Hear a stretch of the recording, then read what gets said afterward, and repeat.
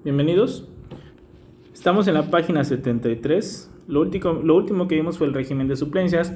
Dijimos que las suplencias dentro de una secretaría están establecidas o podemos encontrar cómo van a estar normadas dentro del reglamento interno, y que si hubiera alguna ambigüedad, alguna laguna respecto a que no supiéramos quién va a suplir a quién, pues el titular es el encargado de verificar esas suplencias. Ahora, en la página 75 inicia el tema 20, en donde encontramos el título de El Departamento Administrativo y su titular. Aclaro, este tema no lo vamos a ver, y no lo vamos a ver por lo siguiente. En nuestro país, yo les decía que la administración pública, como cualquier cosa en la vida, va evolucionando. La intención es de ir evolucionando hacia algo que sea mejor, pero sobre todo que implique mayor eficacia, mayor eficiencia en todo lo que se hace. Si hoy tenemos un teléfono celular en el cual podemos vernos, es porque el teléfono a través del cual solo podíamos llamar a través de la voz ha evolucionado hacia que nos podamos ver. Y el día de mañana, quién sabe a qué va a llegar. Entonces, la administración pública, yo les dije también que está en constante evolución, por eso hablamos de la mutación del derecho administrativo. Entonces, la administración pública también evoluciona, y el departamento administrativo ha caído en desuso prácticamente. En nuestro país, si vamos a centrarnos en lo que es México, el departamento administrativo ha caído en eso. Digamos, se ha evolucionado hacia otras figuras que dan mejores resultados o acaban con algunas simulaciones en los cuales el departamento administrativo caía, ¿no? En algunas simulaciones, y ahorita voy a explicar.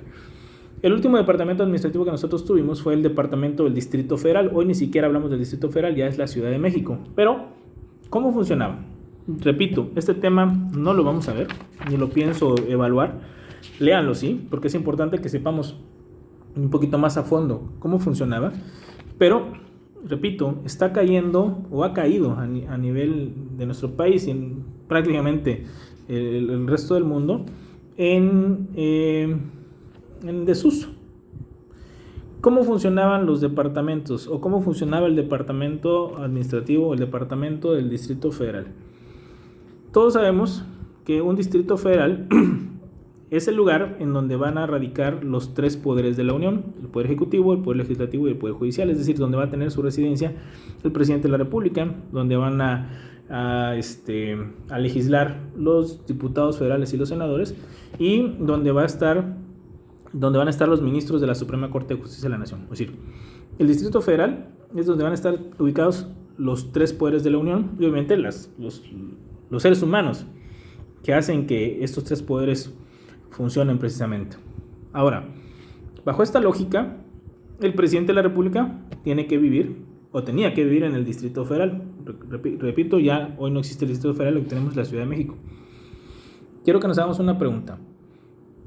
Si en el Distrito Federal vive el presidente, y esta era la lógica del departamento administrativo, ¿quién debe mandar ahí? ¿Quién tiene que ser la máxima autoridad? Y la respuesta suena lógica, ¿no? Pues el presidente de la República. Ni modo que vaya a haber un gobernante que tenga mayor jerarquía que el presidente de la República, por lo tanto, ¿quién debe mandar es ahí? Él. Muy bien. Ahora, el presidente de la República, en su día a día, nosotros vemos que constantemente tiene giras. El actual presidente ha limitado mucho esas giras entre semana y las tiene más en fin de semana. Pero es muy habitual, y sobre todo era muy habitual, que los presidentes andaban en el mismo día en 2, 3 lugares de la República Mexicana, inaugurando obras o acudiendo a algunos eventos, y podían estar en diferentes lugares, 2, 3 lugares el mismo día, pero regresaban precisamente al Distrito Federal a dormir. Aquí el problema es el siguiente: si quien es el que debe mandar es el presidente, pero el presidente se la pasaba demasiado tiempo fuera, entonces quien debería de gobernar está ausente. Y es donde surgía precisamente la figura del jefe del departamento del Distrito Federal. ¿Cómo funcionaba esto? El presidente de la República nombraba a un funcionario que se iba a hacer cargo precisamente de la administración del Distrito Federal. Cuando digo administración, implica que no iba a ser política, y esta es la simulación a la que yo les decía. Como una persona que se va a encargar de administrar una ciudad que tiene tranquilamente, en aquel entonces debe tener unos 15 millones de habitantes, quizá cuando estaba como Distrito Federal, como una persona que lleva las riendas de la administración de un lugar en donde viven 15 millones de personas, no va a ser política. Aunque la doctrina decía, aunque la letra diga que solamente va a administrar, es difícil pensar que no lo va a hacer. Y efectivamente, uno de los jefes de aquel departamento del Distrito Federal, les llamaban el regente del Distrito Federal, fue el mediador, o bueno, fue el representante del gobierno cuando vino el problema zapatista en los años 90. Entonces, si solo fuera un administrador, vamos a pensar, el administrador sería así como una persona que está de conserje en la entrada de un edificio, pues tú no le darías esa gestión tan importante. Ahí había un político. Ese político se llamó, porque ya falleció, Manuel Camacho Solís, que fue tío del exgobernador Velasco en el estado de Chiapas. Entonces, tenía ese respaldo del presidente, pero se suponía que solo iba a hacer tareas administrativas. Pero la realidad es que no, se metía en temas políticos, por supuesto, del Distrito Federal, porque él tenía todo el respaldo de la persona con la investidura más alta, de mayor jerarquía de este país, que era el presidente de la República. Por lo tanto, estaba gobernando a nombre del presidente. Pues imagínense el poder y la fuerza que tenía. Obviamente tenía que ser alguien muy cercano al presidente, de mucha confianza, porque aparte estaba gobernando a un número de personas que muchos estados del país no lo tienen. Por ejemplo, el estado de Chiapas anda rondando entre 5 y 6 millones de habitantes. El Distrito Federal, estoy hablando de que tenía aproximadamente 15 millones de habitantes. Imagínense lo que implicaba esta persona que solo iba a hacer tareas administrativas y lo que es un gobernador, que supone que sí realiza tareas administrativas, pero también de gobierno, políticas, etcétera, ¿no? Entonces, lo que decidieron los legisladores de este país, pues ya acabar con esa simulación, y mejor que fuera gobernado ya por alguien que eligieran precisamente los habitantes de lo que hoy llamamos la Ciudad de México. Tiene una lógica, pensemos en esto. Si vives en un país, vamos a pensar en esto, vives en una ciudad, esa ciudad se llama, o le pusieron Distrito Federal porque ahí están los poderes de la Unión. Muy bien.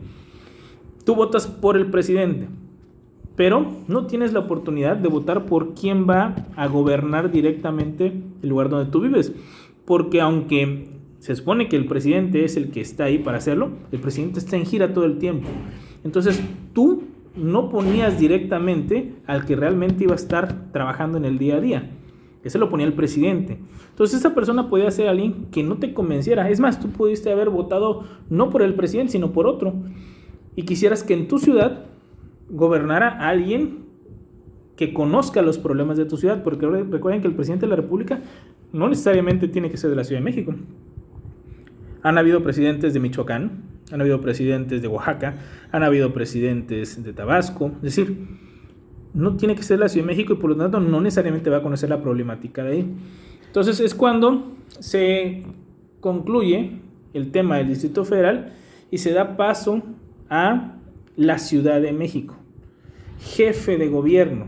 Es decir, una persona, a la figura del jefe de gobierno primero fue del Distrito Federal y hace poco ya de la Ciudad de México, en donde esta persona, el jefe de gobierno, primero fue elegido por 3 años. El primer jefe de gobierno de la Ciudad de México fue Cuauhtémoc Cárdenas. Y aquí vamos viendo lo importante de cómo entender la dinámica de la gente que vive hoy en la Ciudad de México. Habían gobiernos priistas o habían gobiernos panistas, pero en la Ciudad de México ganaba el PRD, es decir, los polos opuestos. ¿Qué significa? Que la gente no estaba a gusto realmente con que existiera esa línea de que el presidente coloca a una persona de su propia confianza, obviamente de su propio partido, para regir el Distrito Federal, porque cuando vinieron las votaciones se dieron cuenta que la gente pensaba distinto. Aunque existía un presidente de un partido, en este caso era el PRI o el PAN, la gente votaba por un partido distinto, que era el PRD. De tal suerte que la Ciudad de México o el Distrito Federal en su momento lo han gobernado solamente 2 partidos, el PRD y en la actualidad Morena. Pero recuerden que Morena surge precisamente con una desbandada o se fortalece porque se ha llenado en gran medida con personas que han salido del PRD y que se han integrado a lo que es este nuevo partido. Pero al final de cuentas, es la primera ocasión que coincide que en la Ciudad de México se tiene el presidente y la jefa de gobierno, en este caso, de un mismo partido. Entonces, por eso se decidió mejor ya acabar con las simulaciones. Por supuesto que hacía política el jefe de departamento.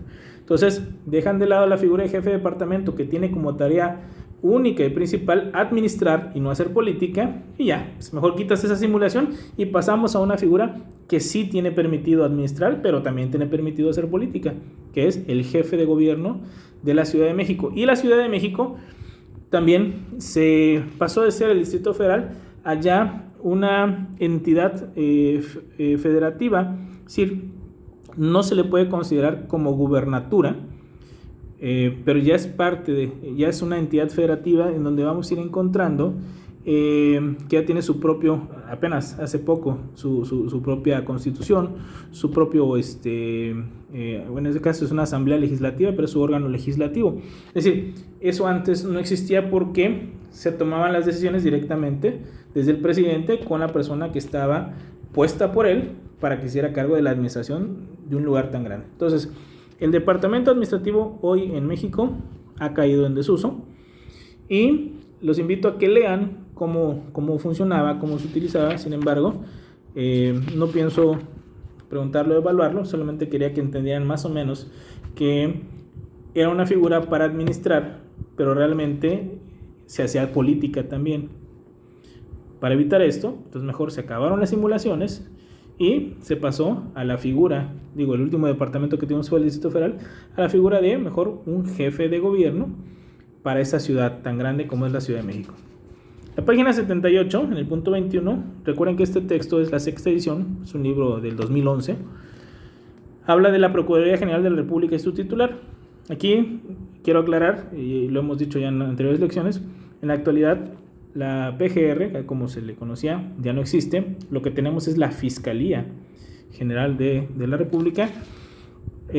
No solamente cambió el nombre, cambió, y un tema esencial es que ya no depende jerárquicamente en una línea directa del presidente de la República. Eso es lo principal y yo creo que es algo muy sano, porque nuestra historia nos enseñó que si el procurador, la figura del procurador, dependía directamente, era nombrado y removido por el presidente, cuando el presidente tenía algún enemigo político, el procurador se convertía en su brazo operador y en muchos casos represivo de esas figuras opositoras al presidente o al régimen que representaba el presidente, de tal suerte que podían iniciar investigaciones con o sin sustento, pero se iniciaban investigaciones para señalar, denostar, mínimo generar una mala imagen para alguien, porque le iniciabas obviamente una investigación sobre algún presunto delito, aunque realmente no hubiera nada, o aunque supieras que con el tiempo, a través de amparos, eso iba a quedar sin efecto, pero mientras ponías dentro de la parte de los medios, señalabas a esa persona y políticamente lo acababas, ¿no? O lo hacías a un lado. Recuerden que una persona que ya está sujeto a lo que es precisamente un procedimiento penal, pues ya queda impedido para lo que podría ser candidato a algún tema de elección popular. En su momento se lo pretendieron hacer al actual presidente cuando él era jefe de gobierno del Distrito Federal. La estrategia fue, y eso fue muy, muy sabido, ¿no?, vincularlo a un delito, no recuerdo, un tema de unos terrenos de la Ciudad de México, tratar de llevarlo precisamente a una causa penal y que eso le imposibilitara ser candidato a la presidencia de la República. Eso fue el trasfondo político. Obviamente había un panorama legal en donde se intentó hacer esto, pero ya vino la fuerza política, como les digo, ¿no? Salieron muchísimas gentes en su momento a marchar, mostró el brazo político que tenía el actual presidente y pues las cosas hasta ahí quedaron, ¿no? Sabemos que al final de cuentas contendió para la presidencia de la República, aunque no fue el ganador en su momento, ¿no? Pero la Procuraduría tenía eso, al depender directamente del presidente de la República, perdía ese principio o ese sentido de justicia que debe existir precisamente en quien va a ejercer la acción penal. O sea, la acción penal no está para ejercerla de forma subjetiva, de forma caprichosa o de forma represiva. Está para hacer justicia, simple y sencillamente. Entonces, lo que se decidió es que la hoy Fiscalía General de la República ya es autónoma del presidente de la República. Ya no es un empleado del presidente. Hace poquito vimos que cuando fue el informe del presidente, dijo que no había acudido el fiscal general de la República y tampoco había acudido el presidente de la Suprema Corte de Justicia de la Nación. E hizo referencia a que estos son otros tiempos, diciendo algo así como que, como ahora ya hay libertades, por así decirlo, ahora ya ellos faltan, ¿no? O sea, ya no rinden esa pleitesía que antes se le rendía al presidente porque lo veían como el jefe, ¿no? Podemos creer o no en esa parte, eso ya queda a juicio de cada uno. Repito, cuando vimos ciencia política, la política es un tema de percepciones, pero al final del día es cierto, ya la Fiscalía es un ente autónomo. Aquí la clave será que cada vez en los hechos lo sea más, pero ya existe esa autonomía, por lo tanto ya no estamos hablando de un empleado del presidente de la República. Ese es quizá el principal logro de la Fiscalía. Por lo tanto, puede tener en su momento el presidente un fiscal incómodo, porque así lo decida el Congreso. Te dejamos un fiscal que tal vez no es tan afín a ti dentro de las ternas. Bueno, ahí va una persona que no es afín a ti. Entonces, el tema de la Fiscalía es muy sano que se vaya deslindando precisamente de la figura del presidente. Obviamente, si el presidente de la República pertenece a un partido que también tiene una mayoría muy fuerte en el Congreso, pues obviamente esa autonomía, aunque exista en la letra, quizá en la realidad pueda no darse del todo, ¿no? Eso es lo que muchos analistas políticos mencionan en su momento, ¿no? Pero al final de cuentas se dio un paso correcto, generar la autonomía de la Fiscalía que no tenía en su momento la Procuraduría. Ahora, la página 79 nos va a hablar de que el fiscal va a tener un carácter político, jurídico y administrativo. ¿Político por qué? Porque sobre todo el procurador en su momento, hoy el fiscal, ayuda mucho al ejercicio del poder, al sostenimiento del poder de un régimen en su momento. El impartir justicia, y quiero que entendamos esto, el arrancar lo que es el ejercicio del proceso penal, es precisamente el primer paso para la justicia que tanto reclama un pueblo. Si hablamos de que se alcance esa justicia, por supuesto que se fortalece un país y el gobierno en turno se fortalece, porque respeta precisamente a todos los que se inmiscuyen en los temas de la impartición de justicia de este país. Entonces, el carácter político ayuda al sostenimiento del poder del presidente, sobre todo la figura del procurador, repito, como en su momento era un empleado del presidente, si lo queremos llamar así. Por supuesto que le ayudaba mucho al ejercicio del poder, también tristemente por las vías que no eran las idóneas, ¿no? Yo les estuve comentando hace ratito cómo se manejaba desafortunadamente en muchos casos, y no solo ahorita, sino a lo largo de la historia. Jurídico, porque estamos hablando de que es un tema de abogados, es un tema de leyes. De hecho, el fiscal general de la República tiene que ser abogado, esto es obvio, ¿no? Y administrativo, porque al final del día también administra una dependencia.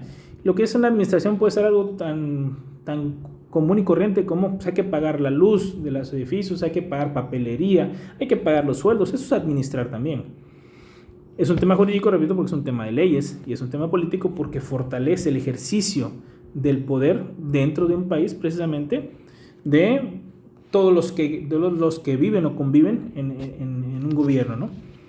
La parte final les hablan de los requisitos en ese entonces para ser procurador: ser ciudadano mexicano por nacimiento y no haber optado por otra nacionalidad, un mínimo de 35 años, ya hablamos del tema de la edad, que es un tema más vinculado al tema de la madurez, contar con antigüedad mínima de 10 años de haber obtenido el título de licenciado en Derecho, lo que les comentaba, que tiene que ser un abogado, y se habla de 10 años, para que hablemos de alguien que ya tiene experiencia en la materia, ¿no? No solamente que sea abogado, sino que con estos años se entienda que la persona, al ejercer su profesión, ya tiene conocimiento, tiene experiencia precisamente en el ejercicio de la misma. Gozar de buena reputación y no haber sido condenado por delito doloso. Bueno, el tema de la reputación es algo subjetivo, ¿no? Para algunas personas alguien puede ser de muy buena reputación y para otros tal vez no lo sea tanto. Entonces nos vamos a algo que sea más concreto y recuerden que lo que se le pide a las personas que trabajan en los diferentes cargos de gobierno es que soliciten y se les extienda una constancia de antecedentes, de no tener antecedentes penales, ¿no? Entonces con eso se entiende de que si no te metiste en problemas legales, entonces de una forma genérica puedes decir que hay una buena reputación para no caer en lo subjetivo, ¿no? Entonces el fiscal pues debe de cumplir con estos requisitos y en la página 80, donde está el punto 21.4 y 21.5, les van dando un listado de todas las cosas o todas las facultades que tiene precisamente el fiscal general de la República. Son varias, pero creo que nos centremos en una, porque ustedes están llevando o han llevado materias de derecho penal en donde han visto más a fondo esta figura. Incluso seguramente han hecho ejercicios en donde ustedes simulan ser el Ministerio Público en su momento, ¿no? Entonces, más que memorizar, sí, léanlo para tratar de, o para que sirva para confirmar los conocimientos que tenemos de cuáles son las tareas del fiscal, pero yo creo que nos centremos en una, que es la principal. El fiscal general de la República es el titular de la acción penal, es decir, el que arranca. Por eso hablamos siempre del Ministerio Público, ¿no? Entonces, eso lo aprendamos, por favor. Y en la página 21.6 les va a hablar o les va a venir una estructura interna de lo que era en su momento la Procuraduría. La Fiscalía tiene una estructura propia, obviamente estamos hablando que a la cabeza está precisamente el fiscal, van a haber delegaciones estatales, etc. Esto, repito, creo, y por eso no quiero profundizar más acá, que ya lo han visto en derecho penal, y por lo tanto vamos a obviarlo un poco, léanlo de todas maneras, la estructura ahí que ustedes han escuchado, y vamos a pasar al tema de las reglas comunes de las unidades de la Administración Pública Centralizada Federal.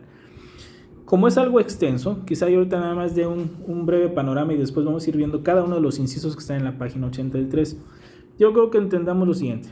Dice, reglas comunes de las unidades de la Administración Pública Centralizada Federal. ¿A qué nos debemos referir con esto? Hagan de cuenta que los entes centralizados, las secretarías, van a ser como hermanos cortados por la misma tijera, en donde van a tener muchísimas cosas en común. Van a haber cosas que los diferencien, sí, pues se dedican a diferentes ramas de la administración pública. Pero vamos a ver que hay cosas que son similares en cada una de ellas.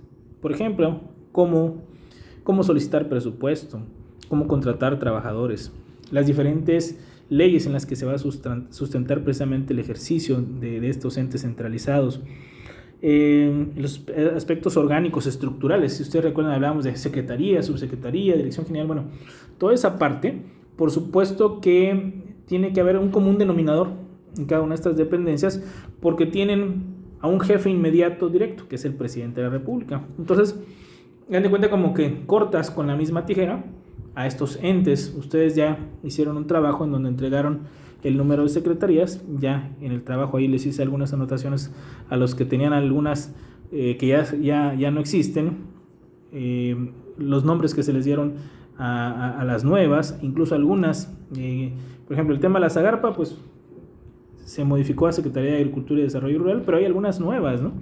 En su momento, al final del sexenio de Peña Nieto salió la de Secretaría de Cultura.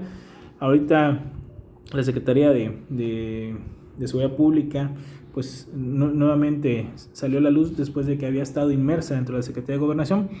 Pero lo que voy es que todos estos entes de la Administración Pública Centralizada deben de tener una base sólida, parecida, porque tienen un mismo jefe. Entonces, eso es precisamente estas reglas comunes a las unidades de la Administración Pública Centralizada Federal, que vamos a ver que va a cambiar cuando lleguemos al terreno paraestatal.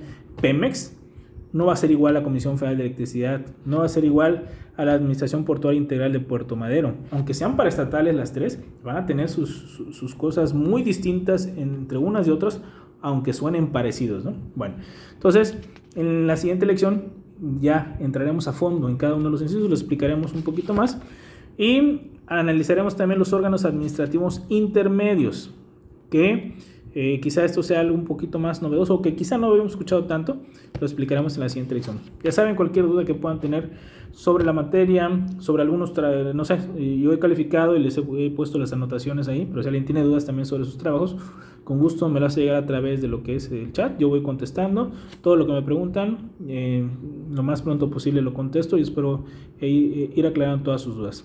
Que tengan muy buen día.